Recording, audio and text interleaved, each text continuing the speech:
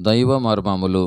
సహోదరు భక్సింగ్ గారి అనుభవంలో దేవుడు తనకు బయలుపరిచిన మర్మములను అనుదినము పంచుకొనుట.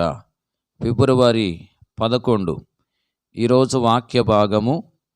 యెహోవా మోషేకు ఇలాగు సెలవిచ్చెను, నాకు ప్రతిష్టార్పణ తీసుకుని రండని ఇశ్రాయేలీయులతో చెప్పుము. మనఃపూర్వకంగా అర్పించు ప్రతి మనుషుని యొద్ద దాన్ని తీసుకొనవలెను. నిర్గమాకాండము 25వ అధ్యాయము 1-2 వచనములు.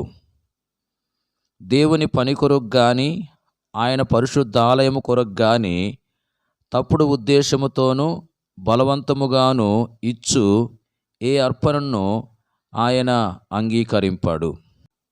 నీకున్నదంతయు నీ కొరకేమియు దాచుకొనకుండా ఉత్సాహముతో దేవునికిచ్చుట అను రహస్యమును నీవెరుగుదువా?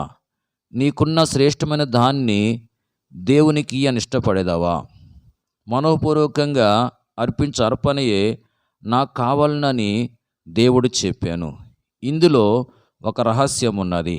అది ఏమనగా, మనఃపూర్వకంగా శ్రేష్టమైన దాన్ని దేవునికిచ్చుటయే. ప్రార్థన అయినను, బోధించుటైనను, ఇతరులను దర్శించుటైనను, ఏ సేవ అయినను సంతోషముగా చేయవలెను. భిక్షమెత్తి లేక బలవంతముగా సంపాదించిన డబ్బును దేవుడు తన సేవ కొరకై ఎన్నడూను కోరాడు. మానవులు దాన్ని అంగీకరించవచ్చును గాని దేవుడు ఎన్నడూ దాన్ని అంగీకరించాడు. అట్టి దాన్ని ఆయన అసహించుకొనును. పరిశుద్ధాత్మ చేత ప్రేరేపించబడిన ప్రకారము మనం ఆయనకు సమస్తమును ఇవ్వవలెను. Praise the lord.